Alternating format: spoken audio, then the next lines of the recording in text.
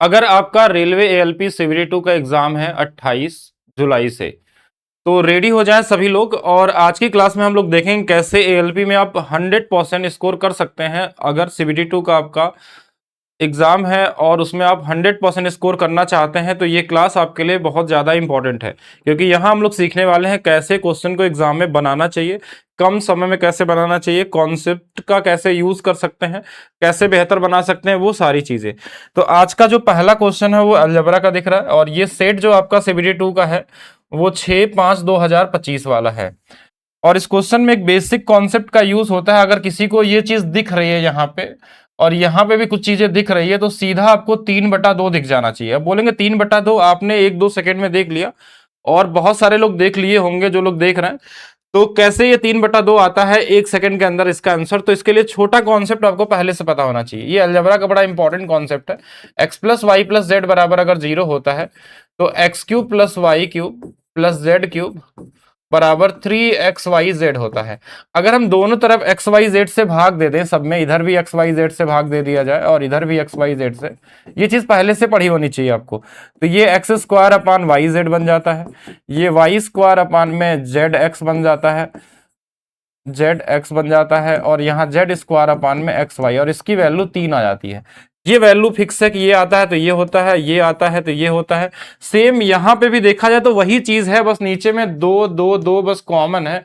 उस 1/2 को अगर मैं कॉमन ले लूं तो ये वही चीज बन जाएगा जो हमको चाहिए था, y² और xy।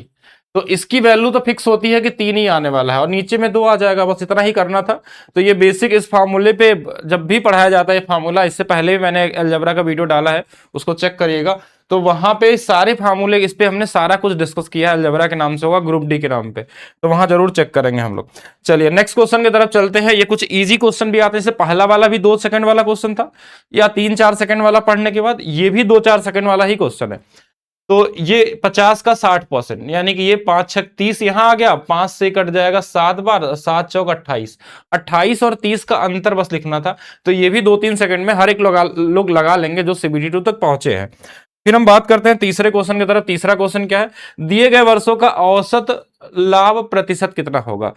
ये बहुत कॉमन से नंबर है, जैसे इनको आप चाहें तो यहाँ पे देख सकते हैं। वैसे तो मैं यहाँ लिख भी देता हूँ, ये वाला 30 है, ये वाला 45 है, ये वाला हमारे पास 25 है, ये वाला 55 है, और ये वाला हमारे पास 50 है, और ये वाला हमारे पास 60 है। ये तो हमने लिख दिया। अब इसमें आप कोई भी वैल्यू एक मान लीजिए कि औसत है। हमने मान लिया कि 45 औसत है। क्यों हमने 45 माना, हमने सारा आंसर इसी के आसपास देखा। तो ये वाला जो था, इससे हमारे पास 15 कम था, ये वाला हमारे पास इससे 20 कम था, ये वाला इससे 10 ज्यादा था, और ये वाला इससे 5 ज्यादा था, और ये वाला इससे 15 ज्यादा था। अब जो ज्यादा कम है ना उनको जोड़ लीजिए। जैसे प्लस माइनस में ये देखिए 35 है, और इधर में अगर देखें 15, 10 25 और 10 30, यानी ये कट जाएंगे। इधर -5 का और डिफरेंस आ रहा है। ये जो -5 है ना, ये 3 और 3 6 लोगों में बढ़ जाएगा, तो लगभग ये 0.83 के आसपास आता है। 0.83 इसमें 45 में घटा लीजिए, तो ये 44.16 के आसपास आ जाएगा, जो सबसे नजदीकी आंसर है। ऑप्शन नंबर बी आपका क्या होगा, राइट आंसर होने वाला है। तो ये भी कॉमन बेसिक डेविएशन मेथड का हमने बस यूज किया। आप चाहते तो इसको भी मान सकते थे औसत में, इसको भी आंसर मान के देख सकते थे कौन ज्यादा या कम है, वहां से भी निकल जाता, वही सेम ही चीज हमको मिलने वाला होता।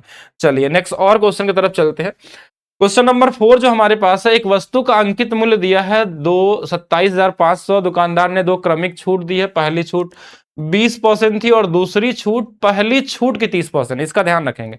पहली जो छूट है उसका 30% थी।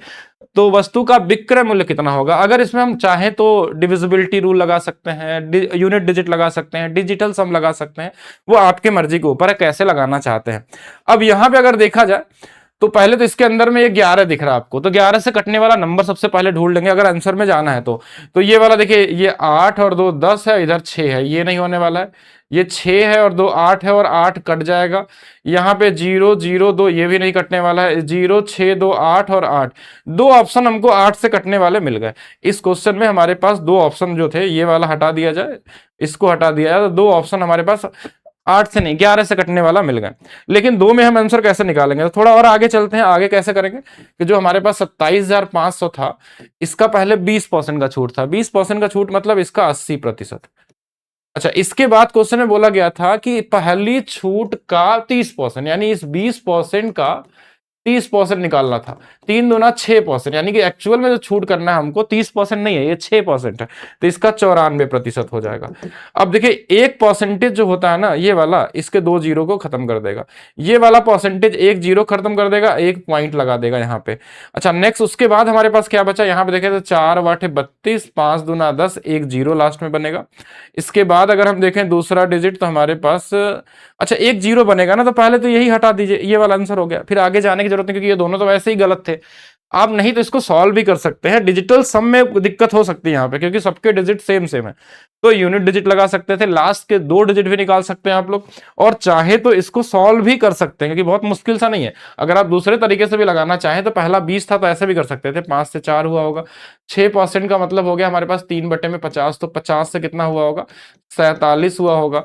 तो यहां से हमारे पास ये 250 है, यहाँ इसकी वैल्यू 47 × 4 है, तो 47 से कटने वाला नंबर देख सकते थे। कुछ और देखना है तो देखिए, और क्या क्या चीज चेक कर सकते हैं। यहाँ पे 8 दिख रहा है, तो 8 से कटने वाला नंबर अगर यहाँ देखें तो ये नहीं था, ये वाला 8 से कटने वाला नंबर था, लास्ट का 2 डिजिट कट गया 8 से। अगर ये सम संख्या है तो मतलब हम यूनिट डिजिट नहीं देख पाते हैं, तो डिविजिबिलिटी रूल देख सकते थे, 11 का भी और 8 का भी। बाकी आप 47 भी चेक कर सकते हैं, लेकिन उसकी वैल्यू आई नहीं उतना दूर तक, तो कैसे भी लगा सकते थे। ये क्वेश्चन भी आप 10 सेकंड के अंदर टैकल कर सकते हैं एग्जाम में। फिर हम आगे भी क्वेश्चन अभी करेंगे, सारे के सारे आज वाले सेट में लगभग 33 क्वेश्चन है। लेकिन मैं ये कहना चाह रहा हूं कि अगर आपको सही में ALP2 का एग्जाम देना है, ALP CBT2 का एग्जाम देना है, तो सिर्फ ALP CBT2 क्वेश्चन करने से काम नहीं होने वाला। 2025 में ये हुआ था।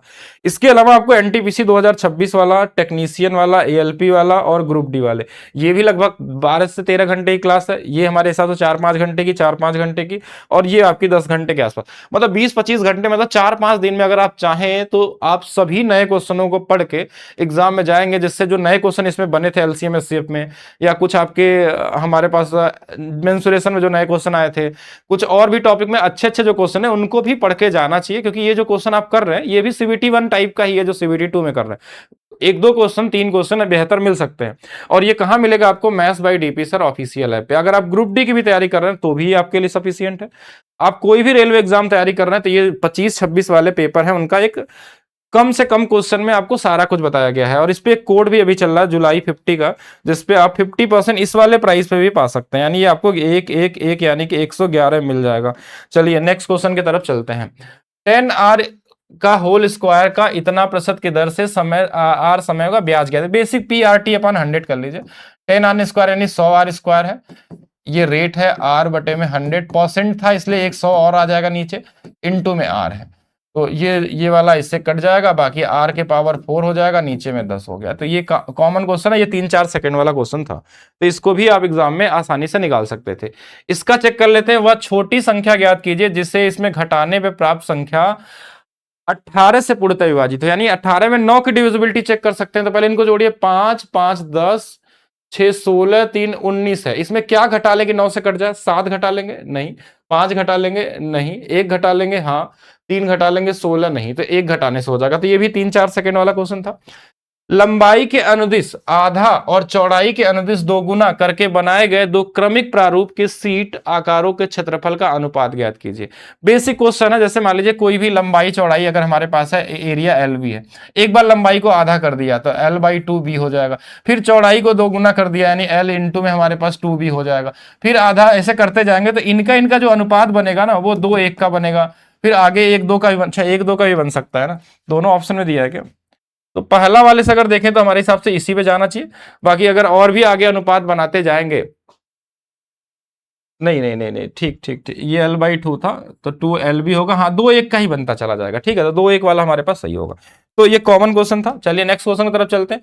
एक गोलाकार गेंद को इतने रुपए प्रति सेंटीमीटर की दर से पेंट करने की लागत दिया गया है, तो गेंद का व्यास ज्ञात कीजिए। ठीक है, गेंद का व्यास ज्ञात कीजिए। सबसे पहले तो मैक्सिमम चांस होता है कि अगर क्वेश्चन में रेडियस या डायमीटर पूछा जाए तो वो 7 से कटने वाला होगा। पहला आपके माइंड में पॉइंट आना चाहिए। तो 7 से कटने वाला 2 ऑप्शन है, मैक्सिमम चांस है, ये नहीं बोलता कि इसको आंसर मान लीजिएगा। फिर बोला गया कि ब्यास बोला गया मतलब 2 से भी गुणा होने वाला होगा, तो इसका चांस कम, इसका ज्यादा हो रहा है। ऐसा नहीं कि ये नहीं हो सकता, ये मैक्सिमम, अगर आपके पास समय नहीं है तो देख सकते हैं कि हाँ ये आंसर होगा, बाकी हम लगाएंगे इसको।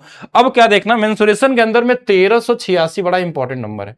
ये बहुत बार आपको बताया गया, अगर एक मैंने क्लास ही लिया था आपका यूथ में लिया या किसी में लिया था, जिसमें हम बस नंबर को पहचानना सिखा रहे थे कि नंबर को देख के कैसे मेंसुरेशन के अंदर में आप आंसर निकाल सकते हैं। 1386 बड़ा यूनिक नंबर होता है, उसका अभी मैं बता देता हूं क्यों कैसा होता है, इसके रीजन क्या है। सबसे पहले तो इसका निकाल लेते हैं कि 13,860 रुपए लगे हैं, और हमारा रेट जो था वो 2.5 के हिसाब, 2.5 का जब इसमें गुणा करेंगे इस जीरो में, इस 10 में, तो ये 4 बार कट जाएगा।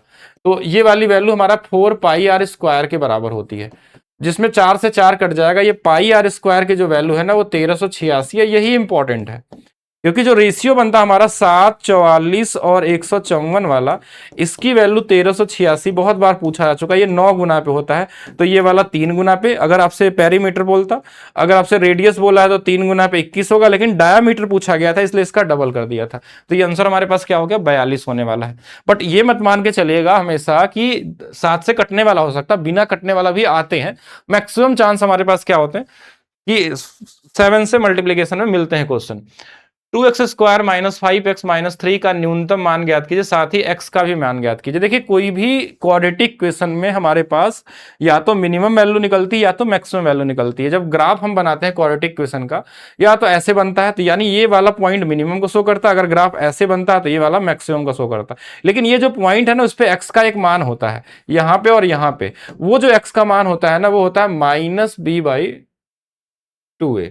ये -b/, हमारे पास क्या होता है 2a। x का मान अगर निकालना हो तो, कि वो कौन सा मान x का होगा जो इसमें रख के, और ये कैसे निकलता है, कैलकुलस की बेसिक से प्रॉपर्टी, अवकलन आपने पढ़ा होगा कैलकुलस के अंदर में। तो ये इसका अवकलन निकालते हैं हम लोग, तो ये वाला बनता है d/dx, जिसको हम लोग बोलते हैं। तो ये वैल्यू आती है, उसना अंदर नहीं जाते हम लोग। तो यहाँ पे इसकी वैल्यू निकाल सकते हैं। जैसे b की वैल्यू यहाँ पे 5 है, तो ये -5 तो 5 हो जाएगा। और हमारे पास यहाँ पे क्या है, 2 × 2 4, तो ये 1.25 हमारे पास x का मान आ गया, जो यहाँ दिया था यहाँ दिया था। अच्छा ये तो ठीक है, लेकिन अगर आपको मिनिमम वैल्यू किसी क्वाड्रेटिक का निकालना है या मैक्सिमम निकालना है, सबके लिए हमारे पास 4ac - b² अपान में 2a होता है ना, 2 दूनी 4a होता है। तो ये हमारे पास कितना होता है, 4a होता है हमारे पास। अब यहाँ पे ये कहां से आता है, तो बोलेंगे ये जो x का मान -b/2 है ना, अगर इसी को उठा के क्वाड्रेटिक में रख देते हैं तो यही फार्मूला बनता है। तो ये फार्मूला में डायरेक्ट आप लोग याद रखिएगा, क्योंकि बनाने जाएंगे तो टाइम वेस्ट होगा, तो ये हमेशा याद रखिएगा। और अब इसमें वैल्यू निकाल लेते हैं। 4, ए की वैल्यू 2 है, सी की वैल्यू -3 है, माइनस में 5 का स्क्वायर 25 है, नीचे में 8 है। ये हमारे पास 4, 3 दूना 6, चौके 24, 25 -49/8 है, 8 छंग 48, 8 एकम 8, 8 दूना 16, तो 6.25 माइनस में, माइनस ध्यान रखेंगे माइनस में था। तो माइनस में किस में दिख रहा है, इस वाले में नहीं है, इस वाले में माइनस में है। तो ये पहला वाला आंसर होगा। अगर आपको ये चीज पहले से पता है तो आप डायरेक्ट भी निकाल सकते थे कि माइनस जो ये वाला आया था सिर्फ एक ही ऑप्शन में था, इसकी निकालने की जरूरत नहीं थी, आप डायरेक्ट भी कर सकते थे। चलिए नेक्स्ट और क्वेश्चन देखते हैं कि त्रिभुज एबीसी के 2 भुजाएं हैं।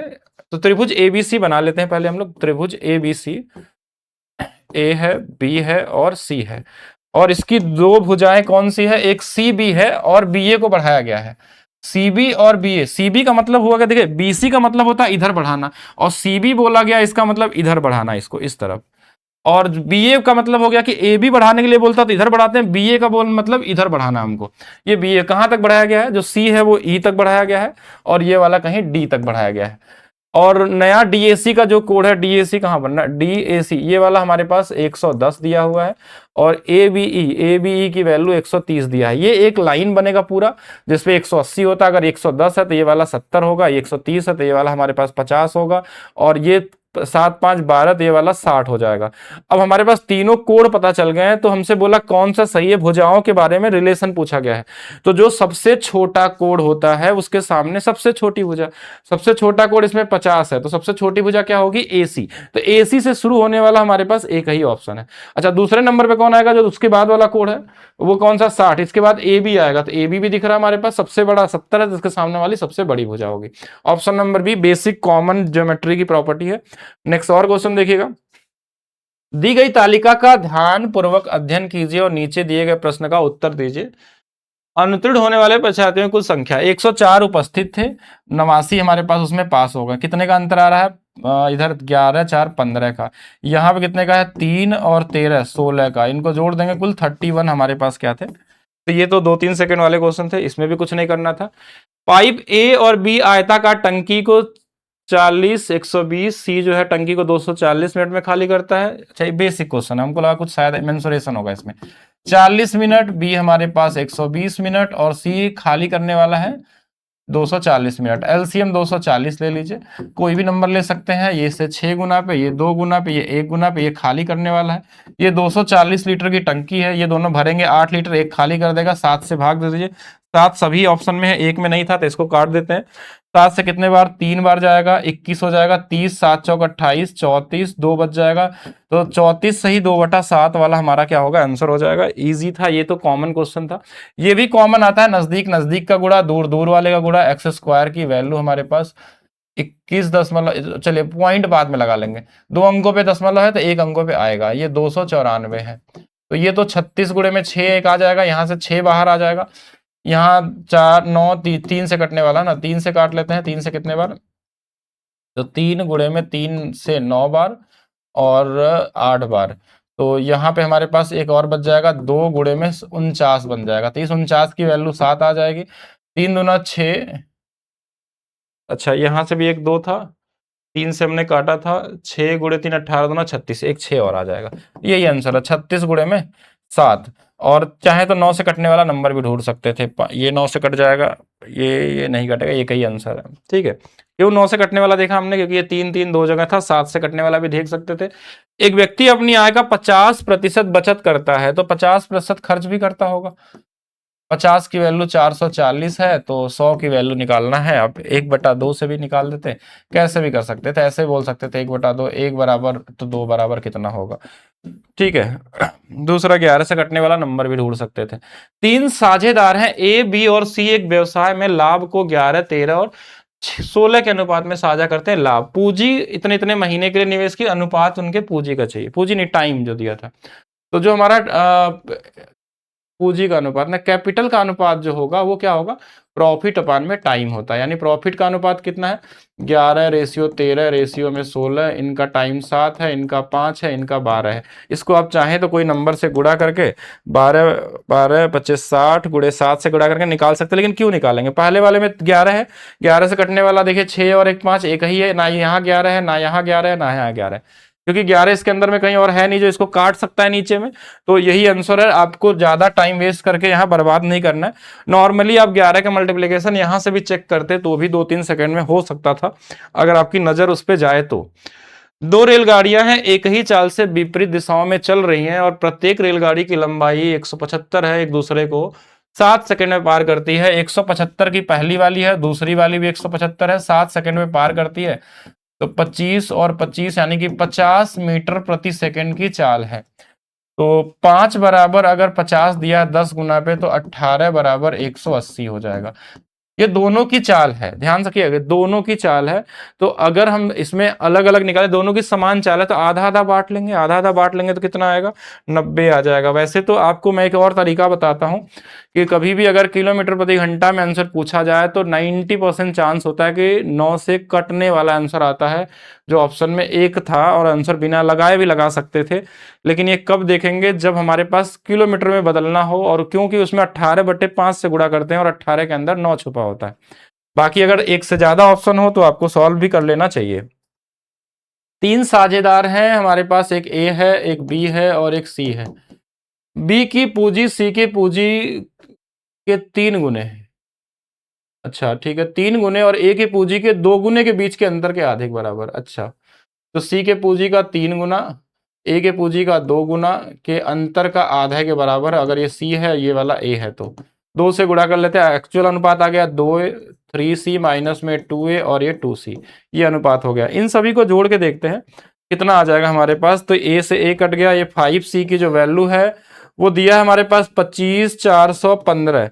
5 से कट जाएगा 5 बार, 0 5 8 40, 5 3 15, ये सी का मान आ गया। लेकिन हमको यहाँ पे जो अनुपात था ना 2C था, तो हमको 2C की वैल्यू निकालना होगा। यानी 2 गुणे में 5083, 2 6 6 101, यानी कि हमारे पास जो आंसर आने वाला है 10,166 आने वाला है।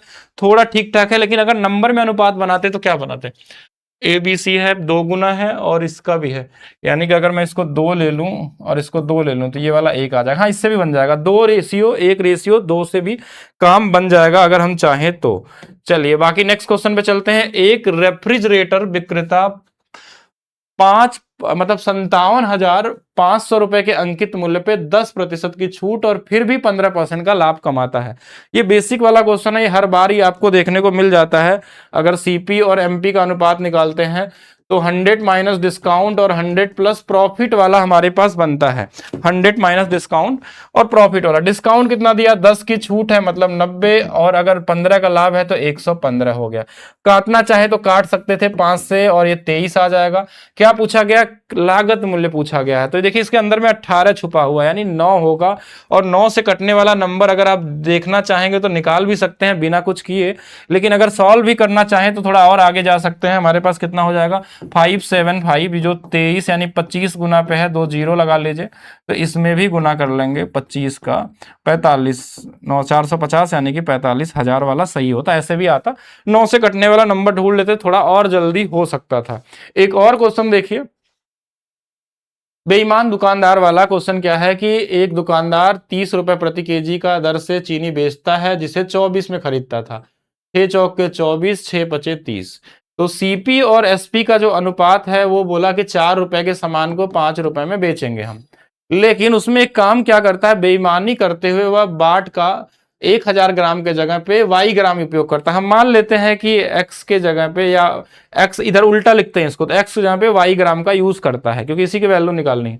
उसके बाद इसको लाभ होता है, और लाभ कितना होता है, 66 सही 2/3, ये 2/3 होता है। तो 3 वाले सामान को ये 5 में बेच रहा है। अब यहां से वाई और एक्स का सिर्फ मान निकाल लेना है, जो जिधर कट जा नहीं कटता तो इधर वाले का इधर गुड़ा, इधर वाले का इधर गुड़ा, तो ये 3 और 5 का अनुपात आ गया, नहीं 4 का आएगा ना, ये वाला 4 इधर बचेगा, 5 तो कट गया है। तो 4 की वैल्यू अगर 1000 ग्राम है तो 3 की वैल्यू 750 ग्राम हो जाएगी। ऐसा ऑलरेडी आपको बेईमान दुकानदार के नाम से एक अलग से डिसऑनेस्ट शॉपकीपर का वीडियो डाला गया है। अगर इसको थोड़ा भी डाउट होगा वो सारे क्वेश्चन देख लेगा, कम से कम 10-12 अलग अलग वेरिएशन के क्वेश्चन इसमें पूछे जाते हैं, रेलवे का और हर एग्जाम का कराया गया है, यूट्यूब पे मिल जाएगा आपको। चलिए नेक्स्ट और देखते हैं, ट्रेन की चाल। तो सबसे पहले आपके माइंड में क्या आना चाहिए, 144 है और हमारे पास 12 सेकेंड में दूरी पूछा गया है ना, ठीक है।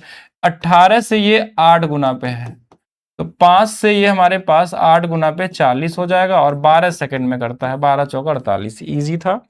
ठीक है नेक्स्ट और देखते हैं, यदि एक घनाभ की लंबाई चौड़ाई ऊंचाई दिया गया है तो आयतन ज्ञात कीजिए। ये भी कॉमन सा क्वेश्चन है, गुणा ही कर लेना, 5 दूना 10 गुणे 5 50। 50 का मतलब हमारे पास कितना हो जाएगा, 500 हो जाएगा यहाँ पे, और 500 आपका क्या होगा यहाँ पे, राइट आंसर होने वाला है। तो 500 हमारे पास राइट यहाँ पे होगा, इजी क्वेश्चन है। चलिए नेक्स्ट और चलते हैं, हम लोग आगे देखते हैं। एक कक्षा में 20 विद्यार्थियों का वजन जो दिया हमारे पास वो अलग अलग दिया है, लेकिन पूछा क्या गया है, कक्षा के बहुलकी वजन निकालिए, यानी जो सबसे ज्यादा बार विजिबल होगा उसको देखना है। आप ध्यान से देखेंगे अगर तो यहां से निकाल सकते हैं, जैसे ये 44 2 बार दिख रहा है, यहां दिख रहा है, और उसी नंबर को देखते हैं ना जो इसमें ऑप्शन में दिख जाए, क्योंकि ये सबसे ज्यादा बार अपने आप दिख जाएगा आपको, ध्यान से देखिएगा, यहां भी दिख रहा है, तो 44 ही होना चाहिए, बाकी आप एक बार और देख लीजिएगा, पूछने का मतलब यहीं पे है। नेक्स्ट क्वेश्चन हमारे पास क्या है कि निम्नलिखित में से कौन सा विकल्प पतंग की आवश्यक विशेषता नहीं है। पतंग की आवश्यक विशेषता, यानी यहां क्या कहना चाह रहा है, पतंग किसको बोलते हैं, काइट क्या होता है, जब दो हमारे पास equilateral triangle, sorry isosceles triangle, यानी जिसकी 2 भुजाएं ये बराबर होती हैं, ये वाला, और एक मान लीजिए हमारे पास और ऐसे आ गया, इसका इससे बराबर होगा, ये वाला इसके बराबर, दो इक्विलेटरल में बोल रहा हूं, ये 2 समद्विबाहु त्रिभुज को जब जोड़ दिया जाए, जिसमें एक भुजा ये वाली कॉमन होती है, एक भुजा ये वाली हमारे पास क्या होती है, कॉमन होती है, तो यहां पे ये बनता है एक काइड बनता है, या बोल सकते हैं हमारे पास, हाँ काइड बन गया, पतंग बन गया। अब इसमें क्या होता है, जब हाइट हम बनाते हैं ना तो इसको 90 डिग्री पे काटता है, और इसको भी यहां से बनाएंगे तो ये भी 90 पे काटेगा, ये वाला बाइसेक्ट कर देता है, ये वाला बाइसेक्ट कर देगा, लेकिन जो ये वाली लाइन है ना इसको बाइसेक्ट नहीं करती है। बाकी बहुत सारी चीजें निकाल सकते हैं इसके अंदर में, हम थोड़ा पॉइंट को हम लोग पढ़ते हैं, क्या है, सम्मुख कोणों को कम से कम एक युग्म सर्वांग सम होता है, तो बिल्कुल सही है, हो सकता है साथ में ये एंगल बाइसेक्टर भी होते हैं, कोण भी बराबर हो सकते हैं। फिर हम बात करते हैं आगे, सम्मुख कोणों के युग्म संगत विकर्णों द्वारा समद्विभाजित होते हैं। तो यहां पे हमारे पास क्या क्या पूछा है, आवश्यक विशेषता नहीं है, देखिए यही वाला गलत है यहाँ पे, सम्मुख कोणों के युग्म संगत विकर्णों द्वारा समद्विभाजित, देखिए ये वाला तो यहाँ पे जब हम यहां से इसको करेंगे तो ये जो लाइन आई ना, इसको तो दो बराबर भागों में बांट देगी, लेकिन ये वाली इसको बराबर बराबर नहीं बांट पाएगी, तो ये वाला गलत है। विकर्ण एक दूसरे के लंबवत होते हैं, 90 डिग्री बनाते होते हैं, कम से कम एक विकर्ण दूसरे को समद्विभाजित करता है, तो बिल्कुल करता है, एक तो समद्विभाजित हो ही गया ना, ये वाला नहीं हुआ, तो ये वाला हमारा क्या है, गलत है, और यही हमारा आंसर होगा ऑप्शन नंबर बी। तो अब देखिए ऐसे कॉन्सेप्चुअल क्वेश्चन भी आपको ज्योमेट्री में पूछे गए हैं जो कि सिलेबस में होते नहीं है नॉर्मली, अगर मैं इसकी बात करूं तो। फिर हमारे पास क्या है, एक बस की चाल 6 मीटर प्रति सेकेंड है, 8 घंटे और 20 मिनट के में बस द्वारा तय की गई किलोमीटर में निकालना। तो सबसे पहले आपके माइंड में क्या आना चाहिए कि 9 से कटने वाला नंबर देख कर लेते हैं, अगर एक ही ऑप्शन में होगा तो 8 1 9 4 7 5 12 13 8 1 9 ये वाला होगा। बाकी आप चाहें तो नॉर्मली निकाल भी सकते हैं, कुछ ऐसा तो है नहीं, आप सॉल्व भी कर सकते हैं। चलिए नेक्स्ट और देखते हैं। ए किसी कार्य को 14 घंटे में कर सकता है और बी उसी कार्य को 21 घंटे में पूरा कर सकता है।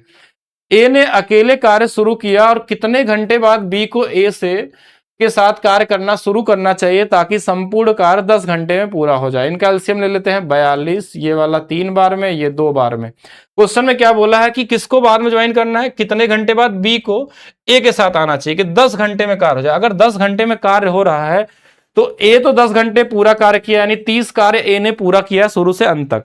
बचा हुआ जो 12 कार्य है इसको कौन किया होगा, बी किया होगा। कितने घंटे में किया होगा, 6 घंटे में। टोटल 10 ही घंटे का कार्य हुआ, 6 घंटे बी ने किया, मतलब 4 घंटे बाद आया होगा ये, तो 4 घंटे इसका क्या होगा, राइट आंसर होगा। बेसिक क्वेश्चन है टाइम एंड वर्क का। नेक्स्ट और देख लेते हैं क्वेश्चन। एबीसी एसोसिएशन की बैठक अगले महीने के दूसरे रविवार को होनी है। प्रति व्यक्ति पंजीकरण की लागत 50 रुपए है। प्रतिभागियों को 24 रुपए अतिरिक्त लागत पे दोपहर का भोजन उपलब्ध कराया जाता है। यदि दोपहर के भोजन के लिए भुगतान करने वाले प्रतिभागियों की संख्या भुगतान न करने वाले सदस्यों से 100 अधिक, यानी संख्या में 100 का अंतर है, और यदि पंजीकरण तथा दोपहर के भोजन के लिए कुल राशि भी दी गई है, तो क्रमशः कितने व्यक्तियों ने पंजीकरण करवाया और कितने व्यक्तियों ने दोपहर भोजन के लिए भोजन तैयार किया। देखिए सबसे पहला चीज तो ये समझना है कि जो भोजन करने वालों की संख्या 100 ज्यादा है, तो सबसे पहले तो इनके बीच का अंतर 100 का होना चाहिए। नहीं, इनका बीच का अंतर नहीं, थोड़ा सा गलत मैंने बता दिया, ये तो टोटल संख्या हो गई ना। तो अगर ये भोजन किनका बोला गया था, भोजन के लिए तैयार थे, अगर ये भोजन वाले 1100 होंगे तो इससे तो ये ज्यादा ही होगा, तो ये तो वैसे ही गलत है, ये वैसे ही गलत है। अब ये दोनों में से कोई हो सकता है। मान लीजिए अगर 600 भोजन वाले हैं तो इनके बाद हमारे पास ये 500 वाले यहाँ पे दिए गए हैं, और इनके बीच का जो अंतर हमारे पास है, देखिए 100 का हमारे पास बन भी रहा है जो हमको चाहिए। बाकी रीचेक करना चाहते हैं तो आप क्या कर सकते हैं, यहाँ पे रीचेक करने के लिए आप इनका गुणा करके एक बार 50 का, एक बार में 50 74 का, दोनों को जोड़ने पे हमारे पास क्या आना चाहिए, 6940 आना चाहिए। ऑप्शन नंबर सी यहाँ पे क्या होगा हमारे पास राइट आंसर होने वाला है। Next question. 4 कुर्सियों और एक मेज की कीमत हमारे पास 22,000 है। यदि मेज कुर्सी से 2000 अधिक महंगी है तो मेज की कीमत ज्ञात कीजिए। तो यहां बेसिक सा इक्वेशन बना लेंगे, 4 चेयर और प्लस एक मेज की जो कीमत हमारे पास 22,000 है, और दूसरा क्या बोला गया, एक मेज और कुर्सी। नहीं, मेज की कीमत ज्यादा है तो मेज को इधर लिख लेते हैं, कुर्सी को इधर लिख लेते हैं, इसका अंतर 2000 है। क्या पूछा गया क्वेश्चन में, मेज की कीमत ज्ञात कीजिए। तो कुर्सी को काट लेते हैं, यहाँ 4 से गुणा कर लेते हैं, 4 से कर लेते हैं, 4 दूना ये 8000 हो जाएगा, ये कट गया, और ये दोनों मिलके 5 मेज बराबर 30,000 अगर है तो एक मेज की कीमत 6000 हो जाएगी। तो 6000 यहाँ पे हमारे पास क्या होगा, राइट आंसर होगा। तो ये भी इजी था। नेक्स्ट और करते हैं। एक दुकानदार एक वस्तु के अंकित मूल्य पे 18% की छूट देकर भी 2870 में बेचता है। तो वस्तु का अंकित मूल्य, ये इजी क्वेश्चन, 18% छूट का मतलब हम 100 में 18 घटा देंगे, 82% की जो वैल्यू है वो 2870 है। हमको 100% की वैल्यू चाहिए, तो सबसे पहले 100 से गुणा करना है। तो लास्ट में 2 जीरो वाला एक ऑप्शन है, एक ये ऑप्शन है, और दूसरा हम देखिए ये दोनों आंसर हो ही नहीं सकते, बाकी ये 2 है, और लास्ट में हमको यहां से कितने बार कट सकता है, और अगर ये लास्ट में 0 लाना है 2 के टेबल में तो 5 गुना पे आएगा, यानी आंसर हमारा क्या होगा, 3500 वाला होगा। तो ये जरूर इसका 35 गुना पे होगा, तो इसमें भी 35 से मल्टीप्लाई कर लेंगे, 3500 आपका क्या होगा यहाँ पे राइट आंसर होगा। 8.5% को दशमलव में बदलिए। ये जो परसेंटेज हमारे पास होता है ये क्या होता है, 1/100 होता है। बस इस पॉइंट को यहां से एक पॉइंट और इधर हटा लीजिए, यानी कौन सा वाला दिख रहा है इसमें, 0.085। ये भी इजी था, 2-3 सेकंड वाले क्वेश्चन। 5 सेंटीमीटर भुजा लंबाई वाले घन का 500 पृष्ठ का क्षेत्रफल यानी सरफेस एरिया, ये कितना होता है हमारे पास, 4a²। और पहला चीज इसमें देख सकते हैं 4 से कटने वाला नंबर, तो ये नहीं है, ये नहीं है हमारे पास, ये दोनों में से कोई एक होगा। बाकी अब बहुत इजी क्वेश्चन है, बस 5 का स्क्वायर 25 गुणे 4 कर लेंगे, 100 वाला क्या होगा, राइट आंसर होने वाला है। एक और क्वेश्चन देखेंगे, दी गई आकृति में कोण BAC को समद्विभाजित करने के लिए प्रक्रिया में हम बिंदु D और E से चाप क्यों खींचते हैं रेखा AC को प्रतिच्छेदित करने के लिए।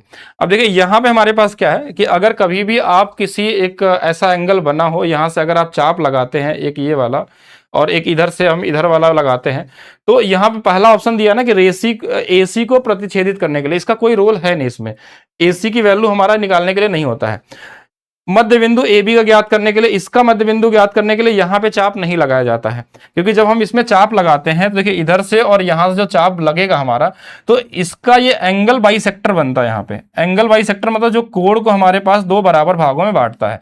तो यहाँ पे एंगल बाइसेक्टर के लिए तो कुछ दिया नहीं है, तो ये बराबर लंबाई के लिए ये भी कोई क्वेश्चन नहीं, एक के ऊपर प्रतिच्छेदित करने के लिए, तो ये सही हो सकता है यहाँ पे एक लाइन कि ये जो लाइन जाएगी ना वो ए से होके जाएगी, तो ए से ऊपर जाएगी। बाकी इसमें बहुत सारी चीजें निकाल सकते हैं, ये एंगल बाइसेक्टर हो सकता है। अगर इस पे हम कोई ऐसा सर्कल बना देते, ये दोनों भुजाएं बराबर हो सकती हैं, दोनों सिमिलर हो सकते हैं, और बहुत सारी चीजें निकल सकती हैं। तो यहाँ पे जो आंसर होगा वो ऑप्शन नंबर डी की तरफ जाएंगे आप लोग। और आज का लास्ट क्वेश्चन देखेंगे इस सेट का, आयत की रचना करने के लिए निम्नलिखित में कौन सी जानकारी आवश्यक है। आयत में क्या होता है हमारे पास, एक ऐसी आकृति होती है जिसके आमने सामने की भुजाएं समानांतर होते हैं और सभी कोण 90 डिग्री होते हैं। इसमें क्या क्या डेटा दिया हुआ, एक भुजा की लंबाई दिया हो और आयत का क्षेत्रफल दिया हो। अगर आपको सिर्फ क्षेत्रफल दे दे तो उससे आप दूसरी लंबाई निकाल तो सकते हैं, मतलब ये तरीका हो सकता है, लेकिन ये पूरा नहीं है अपने आप में। दूसरा हमारे पास बोला केवल विकर्ण दिया रहेगा, अगर सिर्फ ये वाली लंबाई दे दे तो हम नहीं निकाल सकते। बाकी इन दोनों के बारे में, दो आसन्न भुजाओं की लंबाई, आसन्न भुजा किसको बोलते हैं, कॉरेस्पॉन्डिंग साइड का मतलब, अगर मान लीजिए ये 5 दिया है, ये 6 दिया है, तो हमको पता है कि ये 5 है तो ये भी 5 होगा, और ये 6 है तो ये भी 6 होगा। ठीक है, तो यहां पे अगर दो आसन्न भुजा दिए रहेंगे तो आप आयत बना सकते हैं। केवल एक भुजा की लंबाई भी गलत है। इसमें आपको डाउट हुआ होगा कि मान लीजिए एक भुजा आपको 6 दिया है और एरिया 30 दिया, तो आप इसको डिवाइड करके आप दूसरी भुजा निकाल सकते हैं, तो ये भी नहीं कर सकते हैं, क्योंकि यहां बोला क्या हमारे लिए उपलब्ध है जो इन चारों में सबसे बेहतर है, तो वो हमारे पास कौन सा वाला होगा, सी वाला होगा। तो ये हो गए आपके आज के क्वेश्चन, यानी ALP CBT 2 के सेकेंड क्लास थी। इसके अलावा ही मैं बता देता हूं कि अगर आपको सही में ALP 2 में सिलेक्शन चाहिए, जिनका एग्जाम होने वाला है, वो पहले जाइए आप लोग maths by DP sir official app पे, और यहां पे आप लोगों को सिर्फ ALP CBT 2 का देखिए मैं क्वेश्चन आपको फ्री में ही करा रहा हूं, यानी कि ये फ्री क्लासेस होंगी सभी के लिए। लेकिन अगर आपको 100% सिलेक्शन चाहिए तो आपको ये वाले भी क्लास करनी होगी, NTPC वाला भी, टेक्नीशियन वाला भी, ALP वाला भी, ग्रुप डी वाले। और ये बहुत ज्यादा नहीं है, ये मैक्सिमम 30 घंटे के अंदर आप सारा कर सकते हैं। और 30 घंटे पढ़ने के लिए मतलब 4-5 दिन सफिशियंट है, अगर आप पहले से बेसिक पढ़े हैं, CBT 1 आपका क्लियर है। बाकी जिनका रेलवे का कोई भी एग्जाम होगा ना, वो सबके लिए अगर बेसिक तैयार है और अपने स्पीड को कई गुना तेज करना चाहते हैं, क्वेश्चन लगाने के नजरिया को बदलना चाहते हैं, तो बिल्कुल इसको कर सकते हैं। ये कहाँ मिलने वाला आपको, maths by DP sir official app पे। अभी आपको एक कोड भी अप्लाई कर सकते हैं आप लोग, जुलाई 50 का, जिसपे आपको 50% का ऑफ मिल जाएगा। बाकी आप कमेंट करके बताइएगा कैसी लगी आपको क्लास। बाकी हम लोग नेक्स्ट क्लास करने वाले हैं, यानी कि आपको ALP CBT 2 के लिए 5 या 6 सेट हम लोग करेंगे ऑनलाइन। बाकी सिर्फ उसी से नहीं होने वाला है, आपको ये सभी भी पढ़ने चाहिए, ठीक है। और एप्लीकेशन पे ये वाला भी आपके लिए फ्री है, चाहे तो वहां से भी ये फ्री क्लासेस कर सकते हैं। आगे मिलते हैं नेक्स्ट क्लास में।